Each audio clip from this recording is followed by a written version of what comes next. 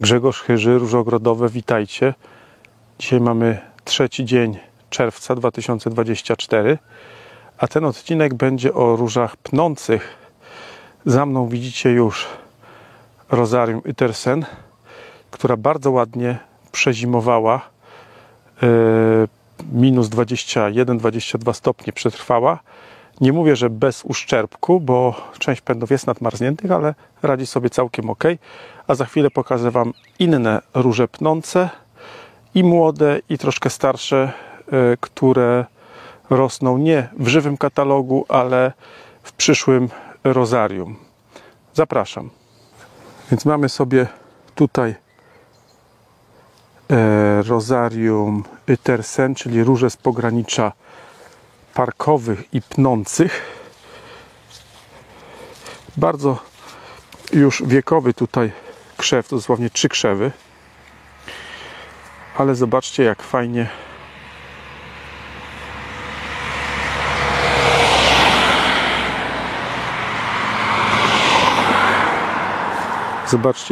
ta roślina spisuje się jako właśnie niska róża pnąca, w tym przypadku przy siatce, choć nie ma wiotkich pędów. Zaraz Wam później pokażę inne róże, które moim zdaniem lepiej się nadają do tego, żeby sadzić je przy ogrodzeniu. Ale mamy duże, pełne kwiaty, które moim zdaniem dość dobrze znoszą deszcz, choć tutaj już widać po nich,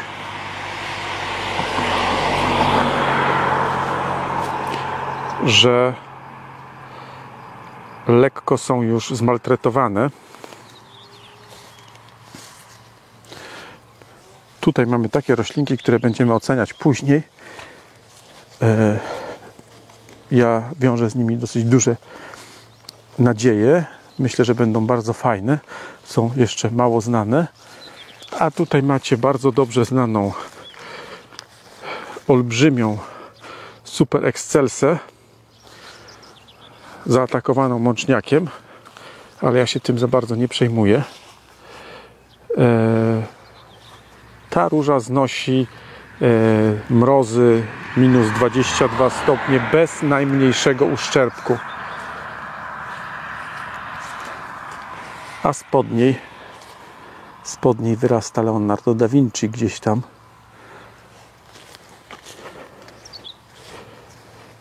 W ogóle nie pielęgnowana. Rośnie sobie po prostu na dziko.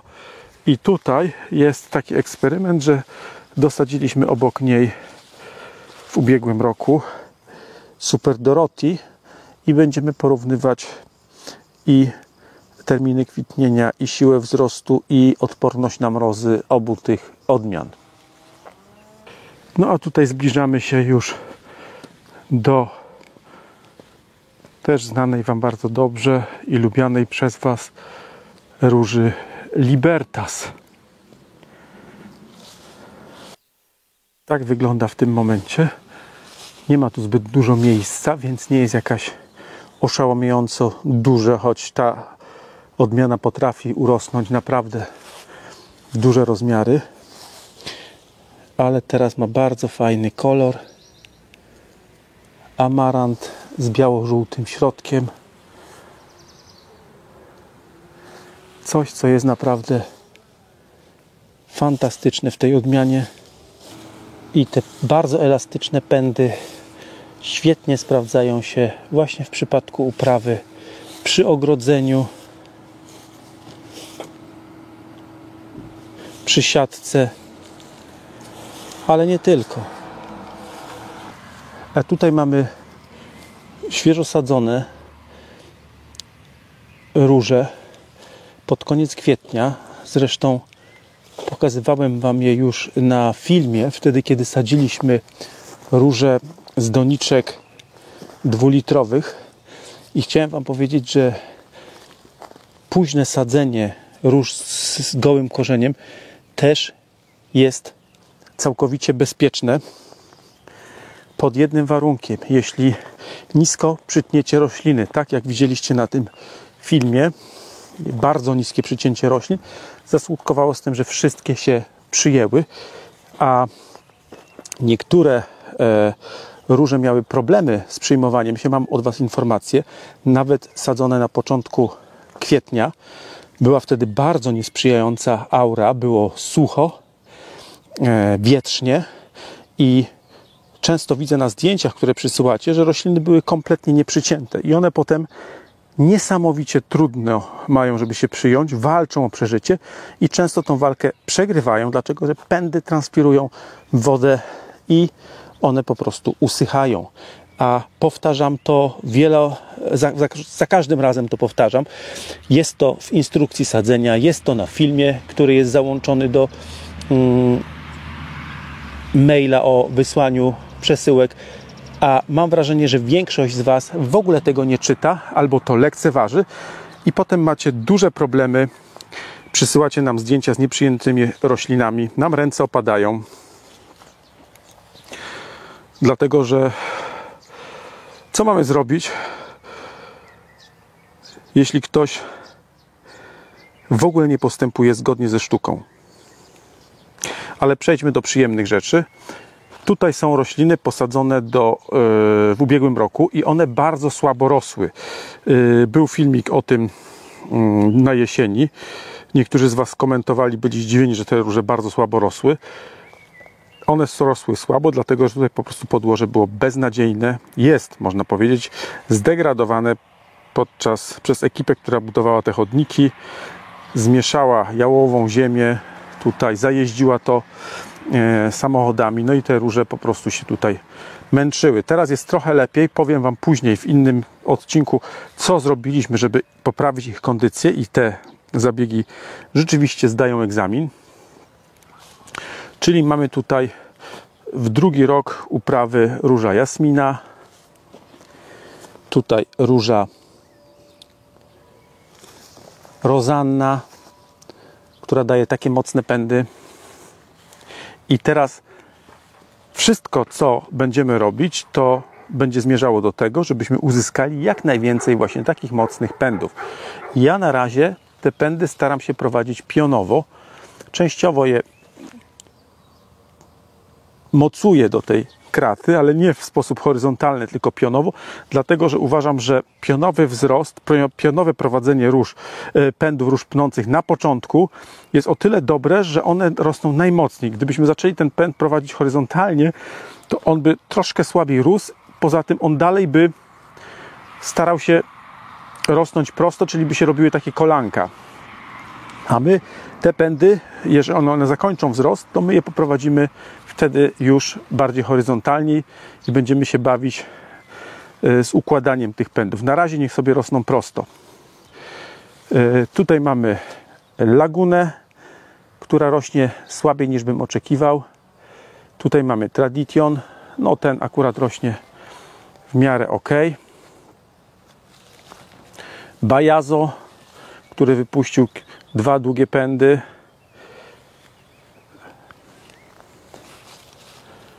Barok.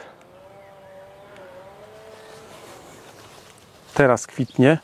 Tu w pełnym słońcu jest taki bardzo rozmyty.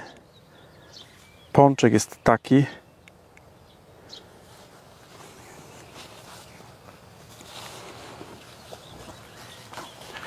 Tutaj mamy odmianę o matowych liściach. I jest to Aloha, która jeszcze nie kwitnie, ale pędy puszcza mocne. To jest fajne. Moonlight.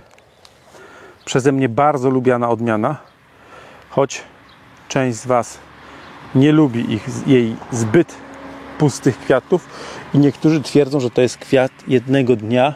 Ja tak nie uważam. Poza tym kwiatostan złożony jest z kilku kwiatów i nawet jeżeli ten pierwszy kwiat nam opada, są pozostałe i jeżeli ta roślina się nam ładnie rozrośnie, a widać, że tutaj ma wigor i fajnie się zbiera, to zobaczycie w przyszłym sezonie, jakie będzie obfite kwitnienie.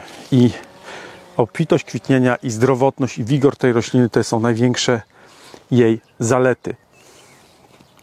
Golden Gate, charakterystyczne jasne matowe liście i czysto żółte, praktycznie nie zmieniające barwy, tylko lekko jaśniejące kwiaty. No i też bardzo bujnie rosnąca roślina. Tutaj jeszcze do końca tego nie widać.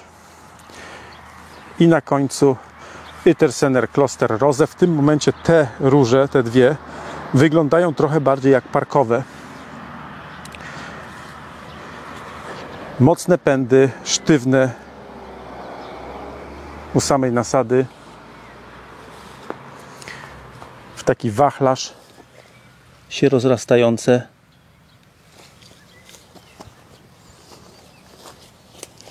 Kwiaty charakterystyczne, pomponowe, środek zagłębiony, czysto białe.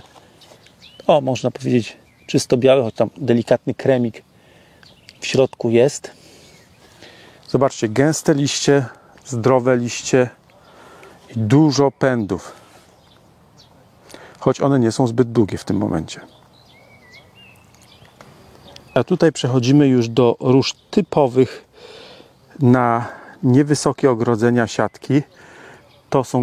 To jest tutaj grupa Siluetta, kilka odmian, a potem będą od Tantału Starlet Roses. I mamy Crimson Siluetta o bardzo ładnej, niezmieniającej barwy, takiej czerwieni, ładnej barwie, niezmieniającej się w czasie przekwitania. Karminowa czerwień. I tutaj mamy akurat sytuację odwrotną. Tutaj te rośliny w ubiegłym roku rosły dość dobrze, lepiej niż tamte przy kratach, a w tym roku troszkę mnie rozczarowuje ich wzrost. Ale będziemy robić wszystko, żeby urosły jak najlepiej. Tutaj mamy Sunny Siluetta. Ona zakwitła dość wcześnie. Tutaj już nam lekko przekwita.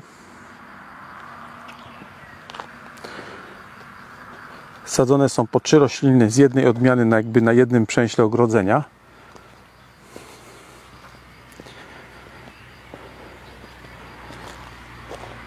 Tutaj mamy Sweet Siluetta.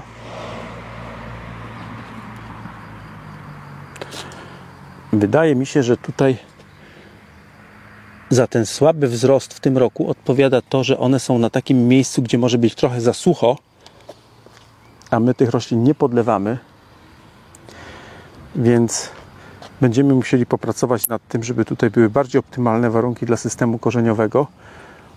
Tutaj, zobaczcie, rosną nam co prawda pędy fajne, ale one są zbyt cienkie. To powinny być grube pędy. Nawet u tych odmian niewysokich, o elastycznych pędach one są za cienkie.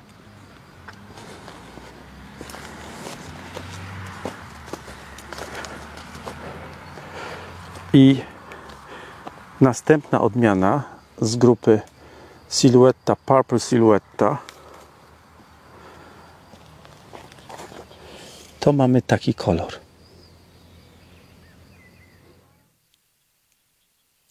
Tutaj będzie fajniej to widać, bo z tej strony, od południowej strony tych kwiatów jest więcej.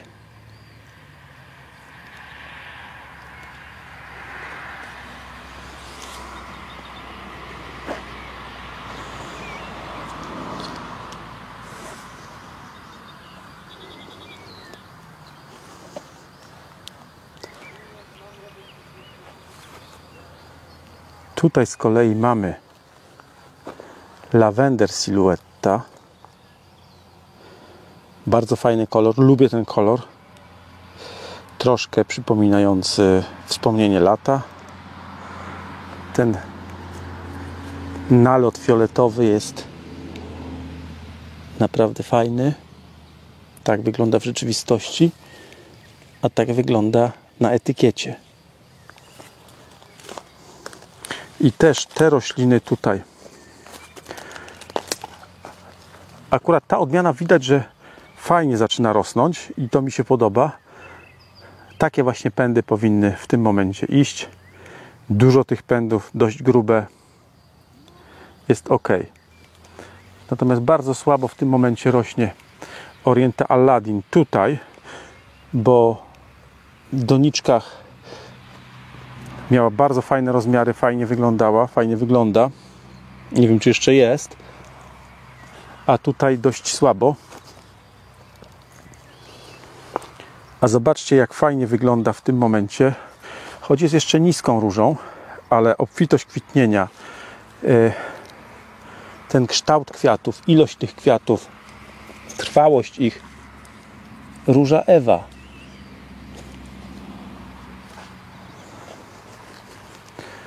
Róża Ewa.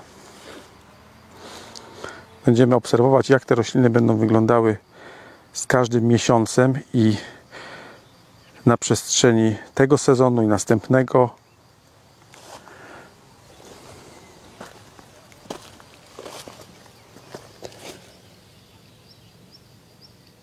Fantastyczne kwiaty i obfitość kwitnienia i powtarzanie kwitnienia.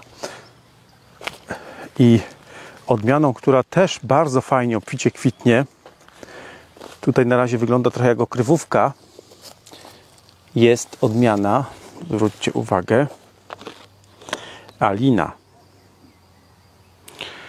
W tym momencie wygląda dość blado, taki blady róż, trochę przypominający może kolorem Aspirin Rose, ale kwiaty są bardzo pełne, jest ich bardzo dużo i to jest moim zdaniem chyba najzdrowsza róża z całej serii Starlet. Mnie się trochę ten kolor dawniej nie podobał, dlatego że przez to, że to nie była czysta biel, uważałem, że ona jest trochę taka brudna i chciałem ją spisać na straty, jednak jak później przyglądałem się jej dłużej i widziałem obfitość tego kwitnienia i długość tego kwitnienia i to, że po prostu tej roślinie się nigdy nic nie działo, no to po prostu uznałem, że nie warto stawiać tylko na czystą biel, warto postawić po prostu na inne, bardzo dobre cechy tej odmiany.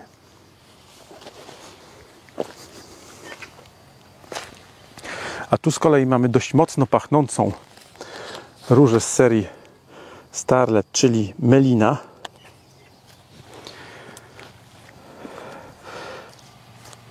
I też dość długo kwitnąca, a jednocześnie mocno pachnąca róża. W tym momencie ona nie wygląda atrakcyjnie, bo zakwitnie troszeczkę później, więc na razie sobie ją opuścimy. I tu mamy kolejną odmianę z grupy Starlet Lole. Tak wygląda na etykiecie, a tak wygląda w rzeczywistości, czyli nie czerwona, ale taka fuksjowy kolor. I tutaj widzicie, coś się stało z tymi dwoma krzewami. Ona całkiem ok wyglądała jesienią, natomiast nie wiem, czy tutaj czasem nie zostały podgryzione korzenie, bo zobaczcie, widzicie tutaj, ile mamy tu fajnych norek od gryzoni i być może one tutaj ucierpiały, bo te dwa krzewy koło siebie rosną zaskakująco słabo. Zobaczymy, jak będzie później. A odmianą, która mnie zaskoczyła w ubiegłym roku,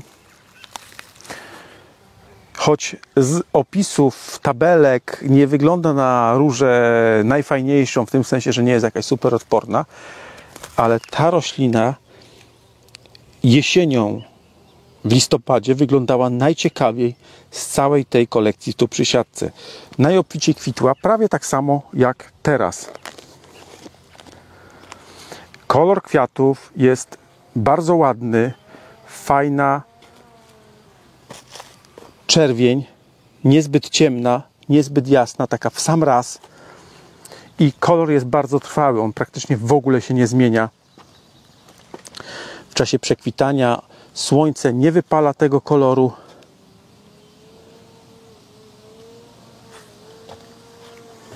Ja spróbuję ustawić inny balans bieli, żeby go tutaj lepiej oddać. Ten kolor, może teraz będzie lepiej widać. Jeszcze raz. O, to jest ten prawdziwy kolor róży Natalii.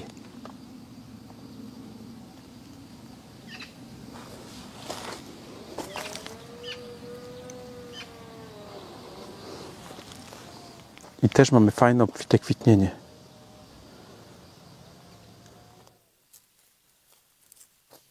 Ale zaskoczeniem było dla mnie, jak ona fenomenalnie powtórzyła to kwitnienie późną jesienią, aż do mrozów. I też ten jeden krzew tutaj wygląda bardzo słabo, bardzo marnie.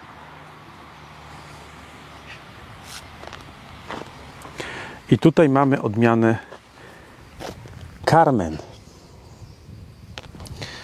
Róża Carmen o pomarańczowych kwiatach.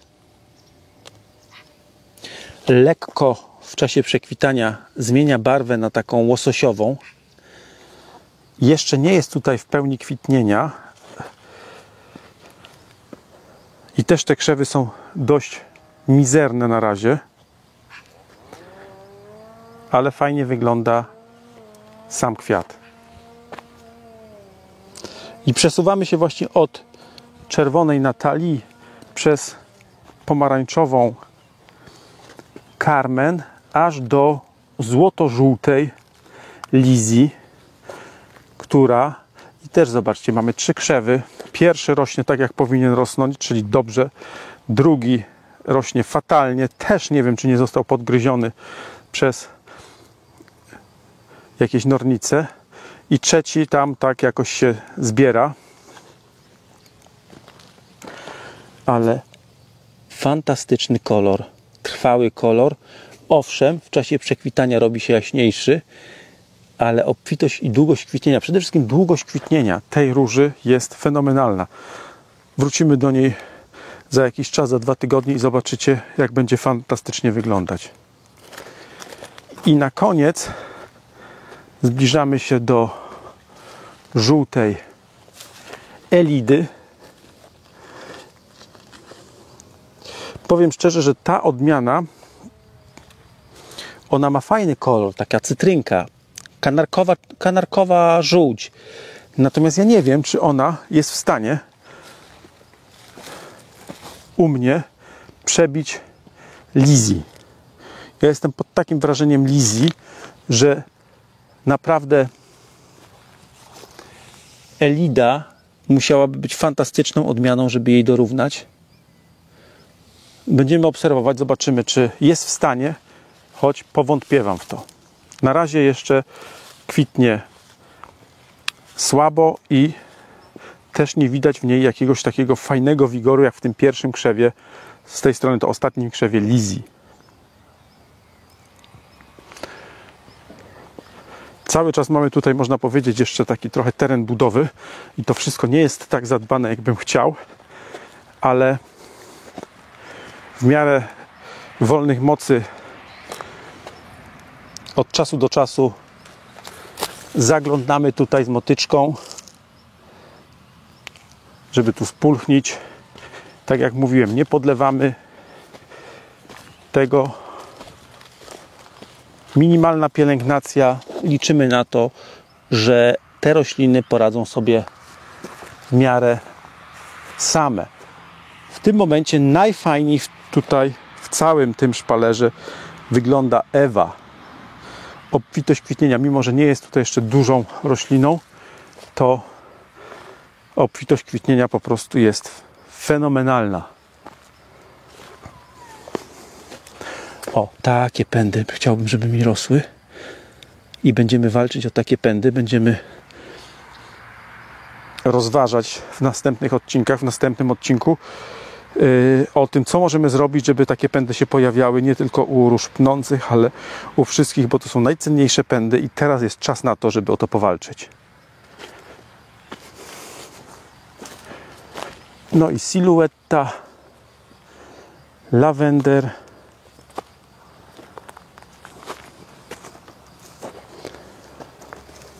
Purple, Siluetta. Tutaj jest miejsce zostawione i nie została jeszcze posadzona. Nie było czasu, potem inne zajęcia. Przewidziana tutaj jest Romantic Siluetta. Posadzimy ją z doniczek.